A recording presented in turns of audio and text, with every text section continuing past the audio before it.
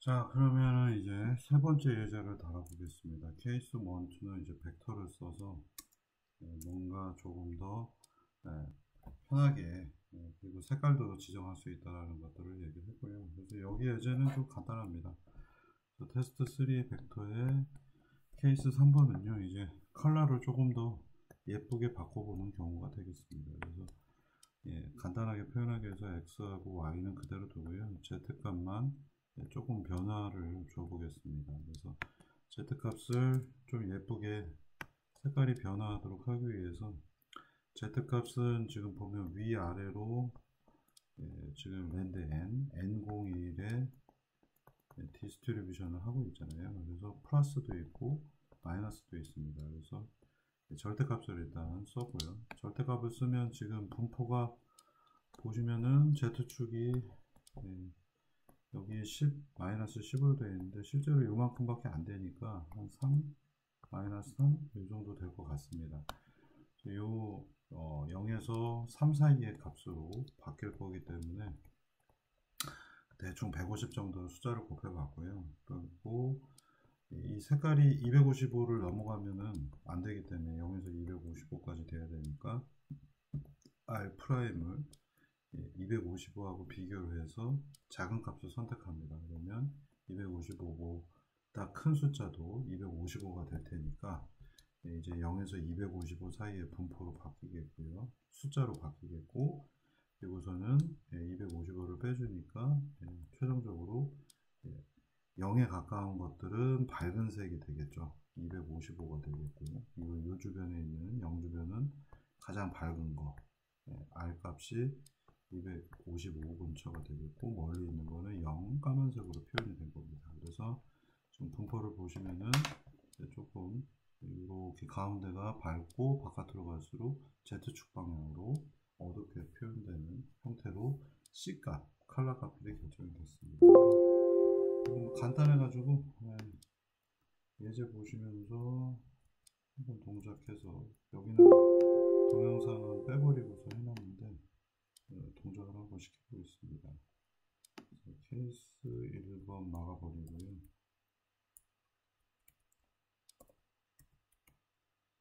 그리고 3번을 시작해 보겠습니다.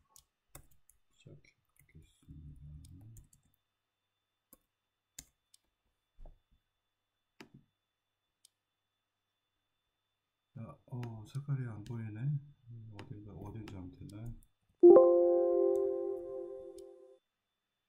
C를 안 넣었네. 이것도 예제. 이 예제가 아닌데. 이거는 아까 예제구나.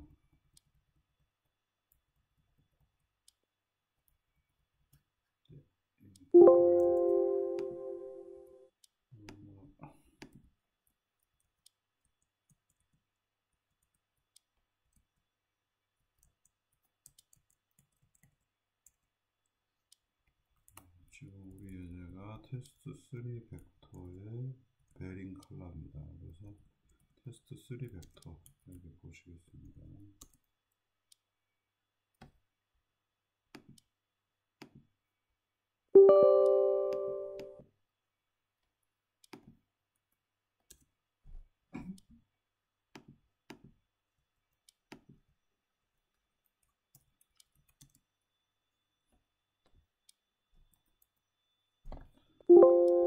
아이고, 보자.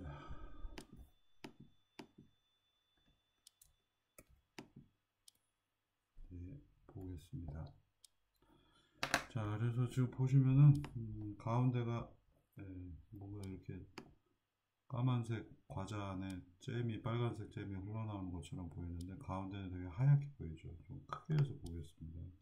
크게 해서 보면 더 안 보여서 그냥 다 빨갛게 보이죠. 여기 가운데가 좀 하얀 R 값이 되게 높아서 이 부분이 좀 허옇게 보이는 더 제일 밝고 바깥으로 갈수록 흐려지는 이런 영상을 만들어줬습니다. 150이 아니라 조금 더 숫자를 크게 하면은 조금 더 색깔 변화들이 크겠죠. 맞나?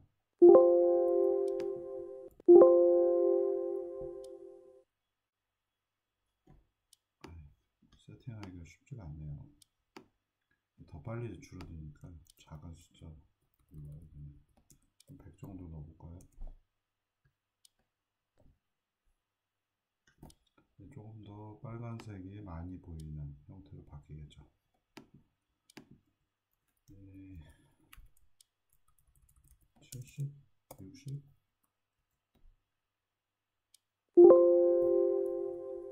이걸 지금 호환성 체크를 제가 안 해놔가지고 좀 튀죠. 지금 빨간색 바깥쪽까지도 조금 더 빨갛고 가운데만 가장 밝게 이렇게 보이고 있습니다. 그래서 우리가 색깔 조절을 하면은 얘네들의 색깔을 여기 바깥쪽은 몇 개 안 되는 것들을 까맣고 가운데는 좀 더 빨갛게, 그리고 바깥으로 갈수록 조금 더 어두운 빨간색이 됩니다. 이런 내용들을 굳이 하는 이유는 여러분들이 포인트 클라우드와 확률이라고 하는 것들을 익숙해지시라고 이런 예제들을 만들어서 보여드리는 것이 되겠습니다. 이걸 하다 보면은 포인트 클라우드를 떠나서 확률적 분포라고 하는 것들을 이해하시는 데 도움이 돼서 이런 예제들을 구성을 한 거고요. 자, 이제 홈워크가 나옵니다. 그래서 이번 학기는 대학원 수업이지만 예제가 많이 나오기 때문에 숙제가 폭발할 것 같고요. 자, 그래서 스피어 9라고 하는 것을 만드는데 여태까지는 그냥 내용을 다 안에다 채워 넣었었잖아요. 꽉꽉 가운데 많이 있고 바깥에는 몇 개 없게 이렇게 만들기도 했고요. 이거 이제 정규분포를 따라서 가우시안이 3차원 공간 안에서 이렇게 보이니까 이 가우시안을 쓰면 이런 효과가 나겠지만 문제를 바꿔가지고 껍데기에만 분포를 하게 만드는 겁니다. 그래서 9가 있는데 반지름 R이 주어졌을 때 9의 껍데기에만 분포를 하려면 어떻게 해야 되는가? 우리가 다루는 사실 포인트 클라우드는 내용이 꽉 차 있지 않습니다. 그러니까 껍데기를 관측을 해서 여기에 센서가 있고 물체가 이렇게 있다면 이 껍데기 부분에 대한 것들만 얻어내는 것들이죠. 그래서 껍데기를 한번 여러분들이 만들어 보라는 취지에서 9의 껍데기를 만드는 숙제를 한번 내드리겠습니다. 여태까지 예제들 갖고 수정하시면 되는데요. 자, 이거 보시면은 얘 안쪽에 지금 꽉 차 있지 않은 것들 보실 수 있습니다. 잘 모르겠나요? 좀 크게 해서 볼까요? 예제가 이거 잘못하면 숙제가 보일 수 있네. 그죠? 나오지 마라. 예. 후다닥 넘어갔습니다. 동영상으로 보면 보이는 거 아닌가?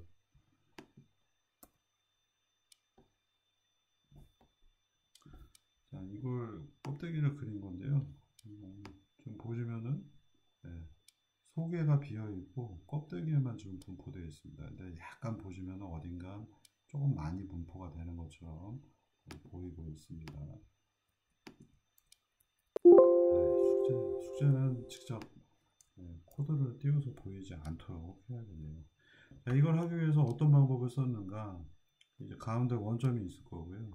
원점에서 벡터를 랜덤하게 이렇게 만들어낼 수 있겠죠. 길이가 긴 거, 짧은 거. 여태까지 한 게 이거니까.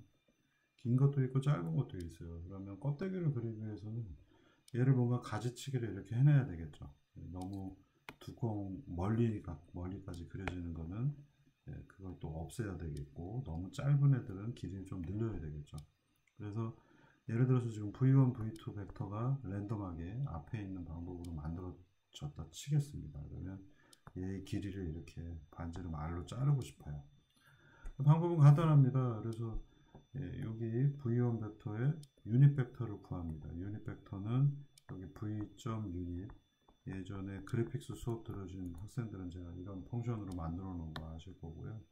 유닛 벡터를 구해 가지고 이 녀석도 유닛 벡터를 구합니다. 그러면 길이가 다 1밖에 안 되겠죠. 여기 다 유닛 U라고 표현을 해놨는데요. 자, 그리고는 이 유닛 벡터를 가지고 반지름 R을 곱해줍니다. 그러면 크기가 일정한 이런 점 데이터들을 구할 수가 있겠죠. 그래서 여기에다 배치를 하면 껍데기에만 포인트 클라우드가 얻어지는 겁니다. 그래서 V1U에다가 R을 곱하고 V2U에다가 R을 곱하면은 껍데기에만 분포가 되는 예제를 만들 수 있을 겁니다. 자, 여기서 이제 유니폼 디스트리뷰션이라는 표현을 쓰고 있어요. 그래서 정말로 유니폼한가? 여기 일부 보시면은 퀀타이저 에러들이 있어가지고 유니폼하지 않은 것처럼도 살짝 보입니다. 근데 방향 벡터들이 어느 방향으로든지 크기도 랜덤하게 지금 잡았기 때문에 얘는 만 개의 점들이 공간상에 어딘가에 방향을 가지고 쭉쭉 펼쳐져 가는 거고요. 걔들의 길이가 길거나 짧은 것들을 특정한 R에다가 맞춰놨기 때문에 R은 뭐 아무거나 하세요. 대충 5 정도 넣었던 것 같은데 그러면은 껍데기에만 서피스에만 분포를 하는 이런 포인트 클라우드를 얻을 수 있겠습니다. 그래서 이 포인트 클라우드의 성격을 이해하기 위해서는 만들어 보는 것도 중요해서 이런 예제들을 만들어 봤습니다. 자, 이 두 번째는 트라이앵글, 폴리곤을 채워보는 겁니다. 폴리곤은 점이 3개가 있고요. 얘들을 연결하면 삼각형이 만들어집니다. 이 공간 안에 점들을 뿌려보시라는 얘기입니다. 자, 그런데 결과도 이따가 보시면 아시겠지만 유니폼하게 어디에나 겹쳐있지, 한 군데 막 이렇게 몰려있지 않고 이렇게 일관성 있게 유니폼하다라는 거, 유니폼은 옷이 아니고요. 옷은 그러니까 야구, 뭐 축구 이런 거 유니폼 전부 다 똑같은 형태로 옷을 해 입는 거잖아요. 그래서 이게 어디에 몰려 있지 않고 막 이렇게 다다다다 되어 있지 않고요. 이렇게 펼쳐지게 해보려고 하는데 삼각형 안에 이걸 만들려고 하면 어떻게 해야 되는가? 조금 복잡합니다. 그리고 유니폼하지 않습니다. 미리 결과부터 얘기 드리면 한번 보실게요. 삼각형 폴리곤이 있고요. 바깥쪽은 좀 많이 비어 있고 그리고 길이가 짧은 곳에는 많이 펴져 있습니다.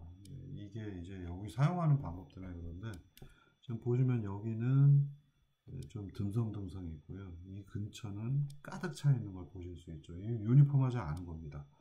밀도가 서로 다르죠. 여기는 밀도가 작고 여기는 밀도가 높습니다. 그리고 테두리 쪽에 또 밀도가 높게 보이고 있죠.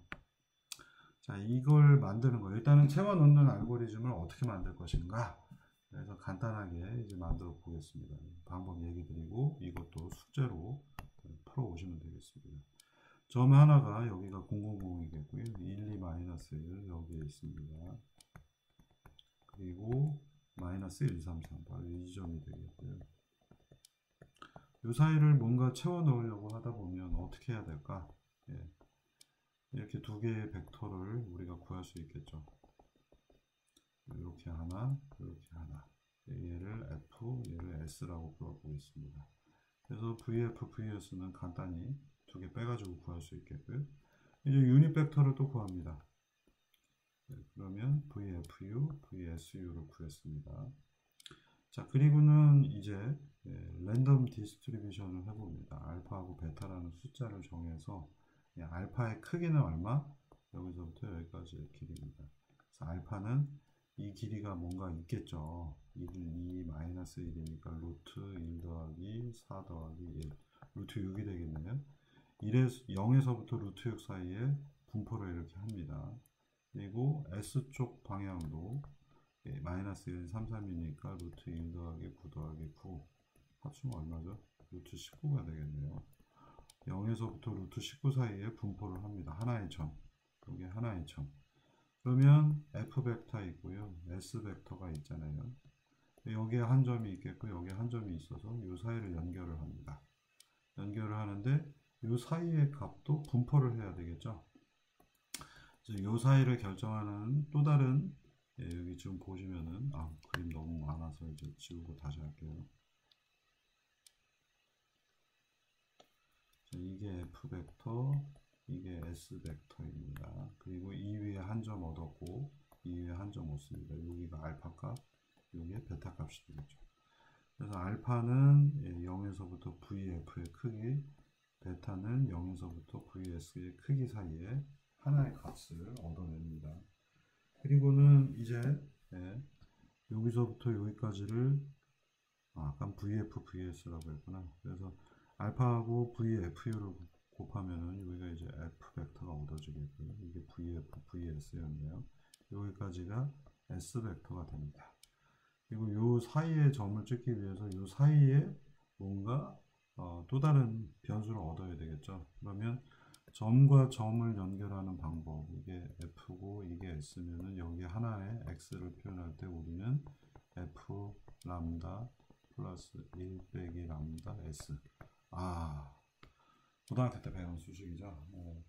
직선의 방정식 구할 때 3차원 직선의 방정식.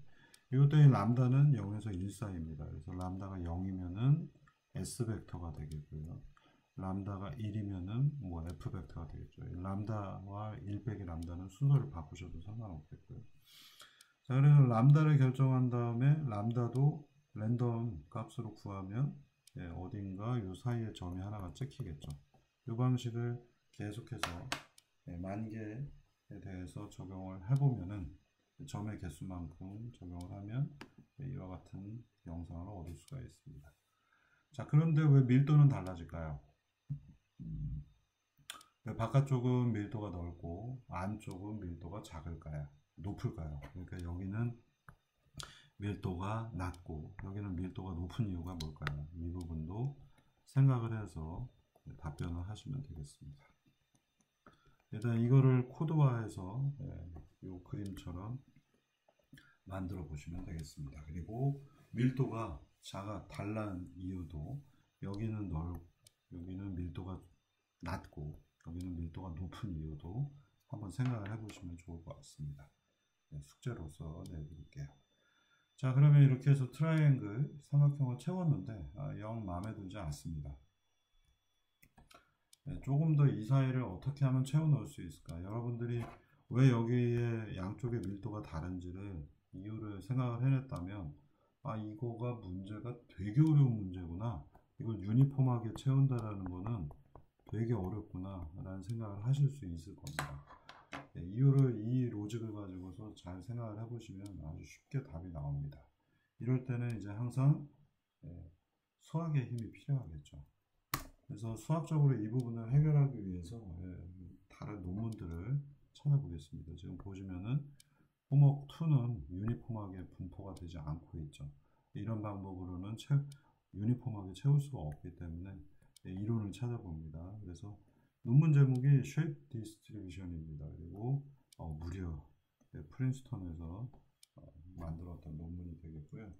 랜덤 베어리어블을 두 개를 잡습니다. R1, R2라는 걸 잡고요. 우리가 이유를 생각해 보시면 여기는 밀도가 낮고 여기는 밀도가 높기 때문에, 그리고 예전에 그래픽에서 제가 가장 중요한 것 중에 하나 베리센트릭 코디네이트라는 거를 얘기를 한 적이 있어요. 면적을 가지고 문제를 푸는 인터폴레이션 하는 예제였는데, 이런 것들을 머릿속에 면적이라는 걸 고려해보면 뭔가 루트가 등장을 할 거고요.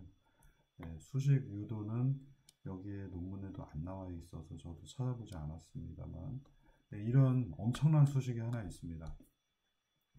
자, 우리가 점이 3개가 있기 때문에 여기 하나를 A, B, C라고 했을 때 랜덤 베어리어블 2개를 잡은 다음에 이런 수식에다 대입하면 굉장히 approximately 유니폼에 가깝게 표현이 되더라 라는 수식입니다. 그래서 A 벡터, 이거 틀렸네요.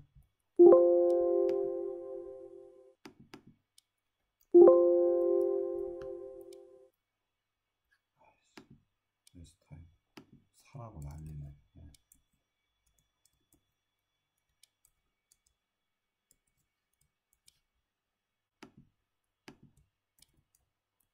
자, 이렇게 만들어 놓으면 A 벡터, B 벡터, C 벡터가 있을 때 1 빼기 루트 R1, 루트 R1 곱하기 1 빼기 R2, 루트 R1 곱하기 R2, 이런 수식을 곱해갖고 비율을 집어넣으면 R1, R2가 랜덤 값이기 때문에 공간상에 거의 유니폼하게 분포가 될 수 있다 라고 하는 수식이 되겠습니다.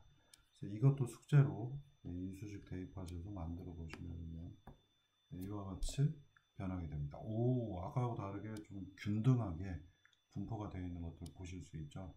굉장히 재밌는 이론 중에 하나입니다. 그러니까 이게 완벽한 수식은 아닌 것 같은데, 그래서 일부 뭔가 조인트 베어리어블들, 조인트 갑자기 생각이 안 나지. 코릴레이션들 확보해 보면은 약간은 튀는 현상들이 있지만 그래도 거의 유니폼하게 펼쳐지는 수식 중에 하나입니다. 그래서 이걸 쓰시면은 지금 보이는 것 같은 디스트리뷰션을 얻을 수가 있겠고요. 이 디스트리뷰션을 한번 구현을 해 보시면 되겠습니다. 1번, 2번, 3번을 하시다 보면 뭔가 벡터들을 어떻게 다루고 프로그램을 어떻게 짜며 이런 것들이 머릿속에 좀 올라올 것 같습니다.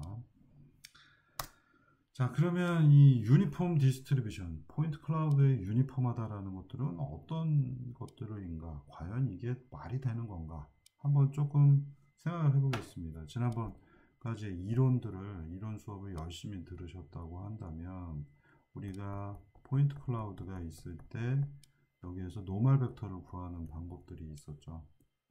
이 노멀 벡터를 구하기 위해서는 우리가 주변에 있는 네이버 값들 가장 가까운 것들을 구해가지고 이런 벡터 이 두 가지 벡터를 이용해서 크로스 프로덕트에서 노멀 벡터를 구했습니다.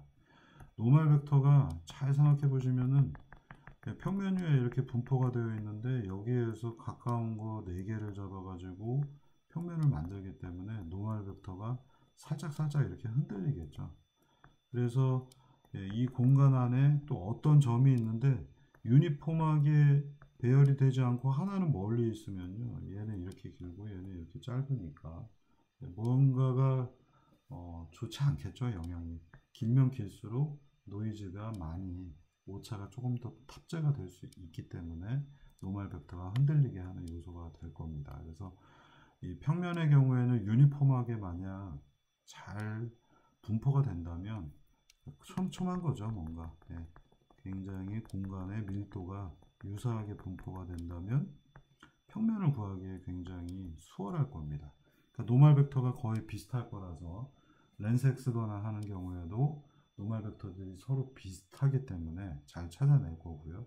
그래서 유니폼한 분포를 하고 있으면은 평면을 찾는 거에 굉장히 유리할 것이다 라는 생각을 할 수 있겠죠. 그러니까 여러분들이 지난번까지 했던 것들 동영상을 봤는지 안 봤는지 모르겠는데 열심히 안 본 것 같아요. 이런 것들이 계속 숙제로 나올 거기 때문에 열심히 잘 봐야 될 것 같고요. 그래서 노멀 벡터 구할 때도 유니폼한 것들이 득이 될 거고요. 그러니까 데이터가 촘촘한 간격으로 이렇게 있으면 뭔가 십자가들을 만들어서 노멀 벡터 구할 때 그 값들이 일관된 어떤 노이즈들을 가질 텐데 여기는 이렇게 촘촘하게 있고요. 여기는 이렇게 멀리 있으면은 또는 4개의 점이 되게 성기게 되어 있어서 서로 거리가 되게 멀면은 뭔가 노멀 벡터가 많이 흔들릴 겁니다. 그래서 이 노멀 벡터를 일관되게 잘 구하기 위해서는 유니폼한 것들이 되게 중요한 의미를 가지게 될 겁니다. 이게 이해가 안 가면 제가 숙제를 부대기로 노멀 벡터 구하는 거에서 다시 한번 내도록 하겠습니다.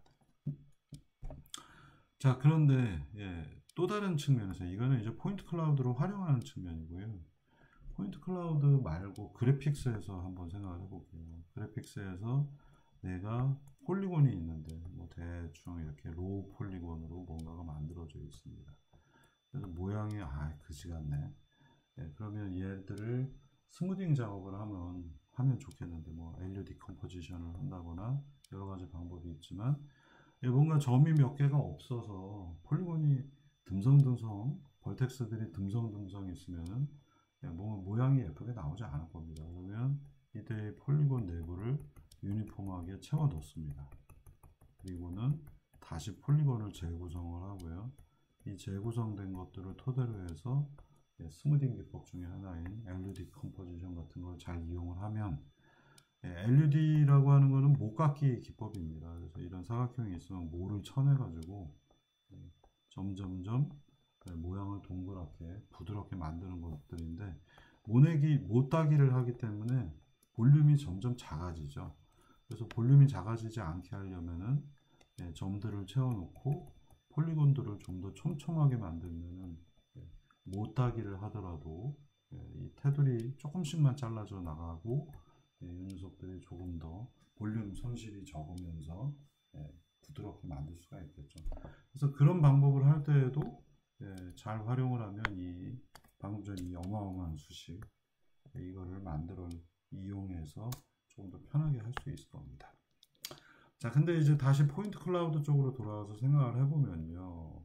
유니폼한 거는 정상이 아닐 수 있죠. 어떨 때 유니폼하지 않은 일이 벌어질까요? 지난번 첫 번째 시간에 제 책상 위에 있는 빈피킹용 이 녀석을 찍어봤더니 이런 식으로 보였습니다.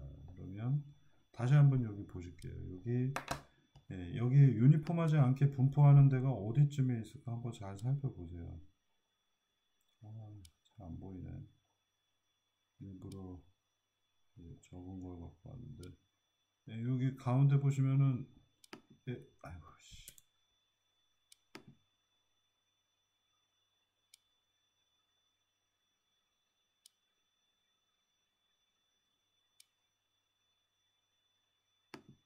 아이씨 관두자. 자, 요런 데 한번 보실까요? 여기 이렇게 이런 부분들 한번 보시면은 높이 차이가 이렇게 급격하게 나는 부분들이에요. 그러면 이제 빔이 위에서 쏴지니까 여기는 촘촘하게 보이는데 여기서 각도가 동일하게 쏘더라도 네, 이제 이렇게 되겠고요. 한번 이렇게 쏜다고 생각을 해보세요. 그림이 되게 안 좋네. 이렇게 되어 있고요. 일정하게 쏘면 여기 간격들이 일정하죠. 일정하게 쏘지만 높이 차이가 많이 벌어지면 이 길이가 이 부분보다 더 멀어지겠죠. 이 길이가 이 녀석보다 훨씬 더 길게 느껴질 겁니다. 그러니까 공간상에서 이걸 포인트 클라우드로 본다면 촘촘하게 있다가 갑자기 넓어지는 거는 이 사이에 높이 차이가 심하게 벌어질 수 있다라는 얘기가 되겠습니다. 그래서 높이 차이가 심하게 되는 여기 예제들을 보시면은 이렇게 구가 있고 때린다고 치면 갑자기 멀어지고 있잖아요. 평면일 때에는 유니폼하게 보이겠지만 높이 차이가 심하게 될 때에는 간격이 벌어지는 것처럼 보일 수밖에 없습니다. 그래서 우리가 이 유니폼하다라는 것들은 거의 우리 레이저 빔을 쐈는데 수직한 평면의 경우에는 유니폼하게 보일 가능성이 있지만 삐딱하거나 깊이 차이가 많이 벌어지는 이런 면들이죠. 위에서 봤을 때 이렇게 미끄럼틀처럼 각도가 커지는 부분들 또는 이런 구가 있을 때 스피어 주변에서 이 부분은 촘촘하지만 이 사이는 되게 멀어지게 보일 수밖에 없는 깊이가 커지는 부분에서는 유니포미티 이런 균등한 것들이 깨지게 되겠습니다. 그래서 균등함이 깨진다라는 것들은 노멀 벡터들이 크게 변한다는 얘기가 되겠고 뎁스도 크게 변하는 부분들입니다. 그래서 항상 유니폼할 수가 없다라는 것들을 명심하시고요. 유니폼한 것들, 그러니까 레이저 빔을 일관되게 쐈는데 평평평평평 이렇게 요 간격들을 일정하게 쐈는데 PC가 벌어진다라는 거는 각도가 차이가 많이 나는 거고 평면의 경우에는 유니폼하게 나타날 겁니다. 이 성격이 있기 때문에 지난번에 우리가 평면 찾기 할 때에도 여기에서 인접한 4개를 찾으면은 평면이 나올 가능성이 높은 겁니다. 그리고 평면이 이렇게 삐뚤어진 경우에는 노멀 벡터가 되게 흔들려서 사실 잘 안 구해집니다. 그러니까 내가 위에서 봤는데 이런 식의 각도로 되어 있는 평면들은 그래도 노멀 벡터가 잘 나오겠지만 이렇게 삐뚤어져 있는 평면들의 경우에는 노멀 벡터가 오류가 굉장히 많을 겁니다. 이게 이론을 토대로 해서 우리가 예측할 수 있는 결과들 중에 하나가 되겠습니다. 자, 그럼 하는 김에 숙제 또 내보겠습니다. 네 번째 숙제가 되겠고요. 여러분들 그래픽스 수업 때 한 학기에 숙제 100개 나오는 괴력을 제가 보여드린 적이 있어서 이번 학기 몇 개가 나올지 모르겠네요.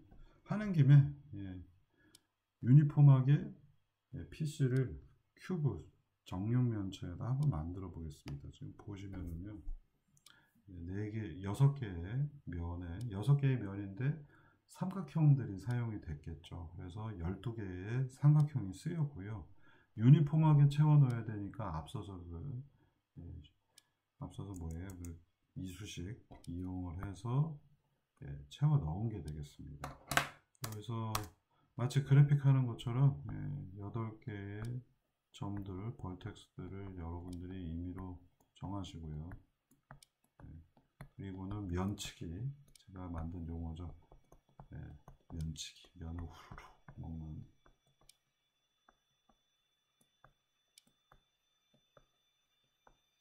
면치기 기법을 쓰시면 되겠습니다.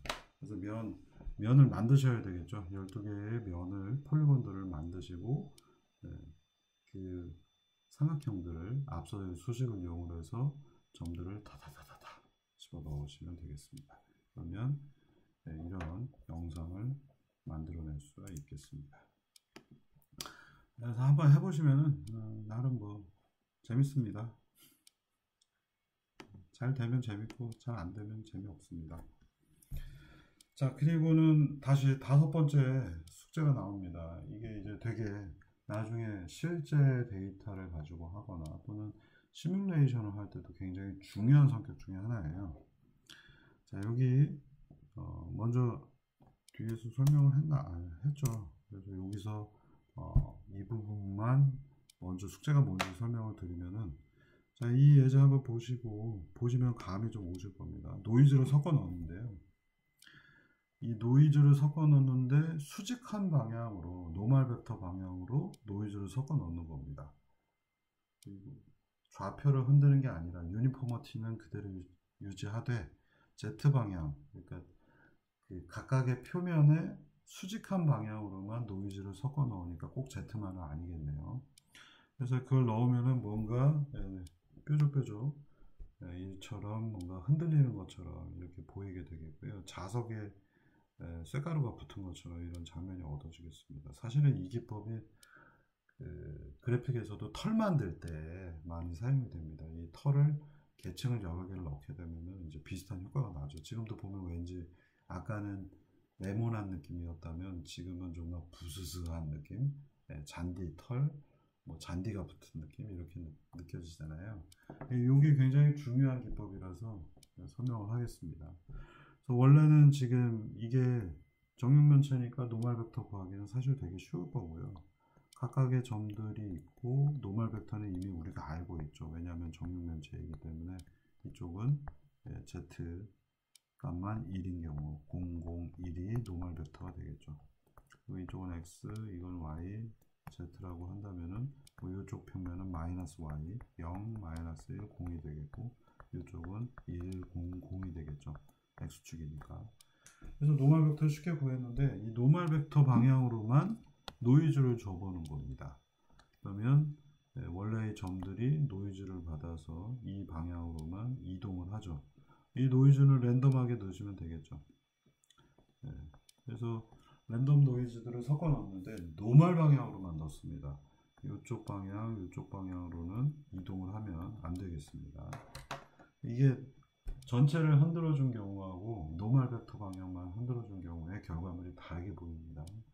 얼핏 보면 비슷해 보일 수도 있는데 유니폼하게 뿌려졌기 때문에 한 군데 뭉치면은 숙제가 제대로 안 된 겁니다. 자, 그래서 이 노멀 벡터 방향으로만 흔들어줘 보는 숙제를 만들어 오시는 것까지 일단 숙제를 내드리겠습니다. 이게 왜 중요한가 좀 설명을 해볼게요. 노멀 방향으로 노이즈를 주는 것들이 우리가 테스트할 때 나중에 좀 필요할 겁니다. 그래서 이 노멀 방향의 노이즈를 어떻게 주는지를 여러분들이 아셔야 되겠고요. 그리고 포인트 클라우드는 정확하게 6개의 자유도를 갖고 있죠. 점 데이터, X, Y, Z도 있지만 노멀 벡터가 있기 때문에 얘들은 이쪽 방향이다, 얘들은 이쪽이다, 이쪽이다 해서 공간상 자유도 6자유도를 다 채우고 있습니다. 그래서 이 노멀 벡터 방향으로만 흔들어 줘야지 의미를 많이 갖는 경우가 있습니다. 그러니까 좌우로 흔드는 것들은 좀 다른 얘기인데, 자, 이게 왜 그런지는 하드웨어를 생각하시면 답이 나옵니다. 2D 또는 3D 스캐너를 생각해 보겠고요. 여기 지금 2D 스캐너를 제가 붙여놨는데요. 자율주행에서 많이 나오는 독일산 스캐너가 되겠습니다. 이 식의 경우에는 제가 맨날 얘기하지만 이렇게 고속 회전하는 안에 레이저 센서가 있고요. 각도, 방향으로 이렇게 각도를 고속으로 거리를 측정을 하면서 이 거리 값들을 이렇게 얻어낼 수 있습니다. 그래서 위에서 보면은 주변 지형이 이렇게 보이는구나. 이 거리를 토대로 해서 구해낼 수 있고요. 이 식 제품은 각도가 1도 단위로 이 각도들이 1도 단위가 되겠고, 최근에 나오는 것들은 레졸루션 조금 더 올려서 0.5도까지 되겠습니다.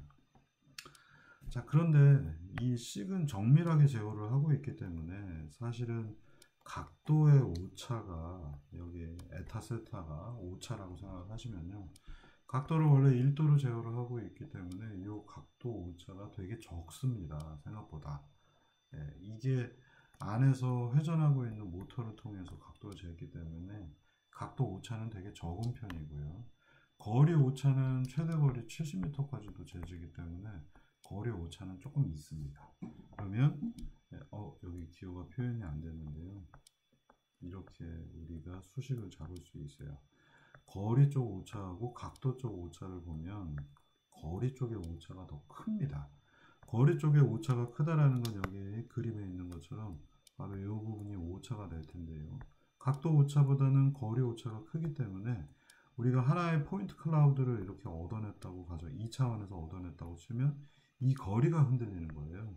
이 거리가 흔들리기 때문에 스캐너가 스캔을 하는 데를 토대로 해서 노멀 벡터 또는 스캐너에서 여기서 이 바라본 각도 방향으로 오차를 주는 것이 훨씬 유리합니다. 그래서 평면이 있고 위에서 이렇게 봤다면은 이걸 구하면 더 좋겠지만 이거는 어디인지 정확하게 모르기 때문에 여기서 예제로 평면이 있고 평면의 노멀 방향으로만 좀 흔들어 줘 봐라, 이렇게 문제를 잡은 거고요.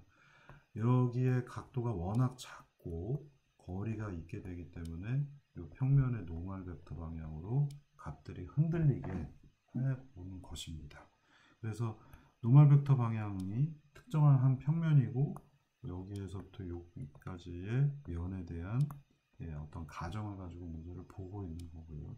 노멀 벡터를 쉽게 여기서는 사각형, 그러니까 정육면체로 표현했기 때문에 특정한 노멀 벡터 방향으로 노이즈를 주는 연습을 여러분들이 한번 해보시는 겁니다. 이게 이제 왜 필요하냐면 시뮬레이션 할 때도 필요합니다. 우리가 뭔가 스캔을 했는데 스캔된 데이터가 예를 들어서 뭐 거울이라든가 스테인레스 유리 제품인 경우에는 거리 정보가 많이 흔들리거든요. 그래서 우리가 실제 얻은 포인트 클라우드가 이런 물체처럼 생겼는데 또는 이런 정육면체인데 얘들을 노멀 벡터 방향으로 좀 흔들어 줘 보고 이쪽 XY 좌표로는 흔들지 않고요. 노멀 벡터 방향으로 흔들어 준 다음에 ICP 테스트를 한다거나 할 수 있습니다. 그래서 흔들어줌을 어떻게 만들 것인가, 특정 방향으로 흔들어주는 것이 필요할 수 있어서, 그래서 여러분들이 이 정육면체의 노멀 벡터 방향으로 흔들어주는 이러한 데이터 얻는 방법을 한 번쯤은 해보시라는 숙제를 내드리도록 하겠습니다. 자, 다음으로 넘어가면 이제 KD 트리인데요. 이번 주 숙제도 나와서 여기 지금 새벽 4시라서 졸려서 여기까지만 하고 이 뒤에 있는 것들은 다음에 하도록 하겠습니다. 그래서 다음 주에는 KD 트리 예제를 가지고 KD 트리 예제가 KD 그리고 KDT 포인터 형태의 P 이렇게 있고요. 일부 코드 제가 틀린 거를 지난번에 한학생한테 줬기 때문에 다시 수정을 할 거고요. 이 PC 안에 고쳐져 있는 코드가 있고 저쪽 PC에 틀린 코드가 있었는데 틀린 코드를 줬기 때문에 미안하고요. 서버에는 제가 제대로 된 걸 이미 올려놨습니다. 그래서 한 번쯤 확인을 해보시고 다음 주에는 KD 트리를 가지고 실제 어떻게 찾아내는가, 그리고 이 KD 트리는 ICP 할 때 필요하기 때문에 노선이 이렇습니다. 그러니까 포인트 클라우드를 어떻게 갖고 노는지 플러스 오늘 사실 수업에서 목표로 했던 건 확률, probability를 어떻게 우리가 꾸겨 넣을 수 있는가, 그리고 노멀 벡터가 왜 중요한가, 노이즈는 어떻게 만들어서 테스트해 보는 게 좋은가, 여기에 초점을 맞췄고요. 결국은 ICP 쪽을 가기 위해서는 두 가지 테크가 필요합니다. 하나는 KD 트리, 그리고 하나는 역행렬이 필요하게 되겠죠. 그래서 역행렬을 만들기 위해서 역행렬은 LA 팩을 가지고 우리가 처리를 할 거고요. KD트리는 제가 만든 코드를 가지고 테스트를 할 겁니다. 그래서 이것들이 끝나고 나면 ICP 예제를 다뤄보도록 하겠습니다. 수고들 하셨고요. 숙제들 빨리 해가지고 제출을 하든지 뭐 어떻게 하든지 해보도록 하겠습니다. 그리고 아마 스캐너 관련된 것들 숙제들은 이런 것들을 할 줄 모르면은 아무 생각도 쓸모가 없어서 열심히들 하시기 바라겠습니다. 오늘은 여기까지만 하겠습니다.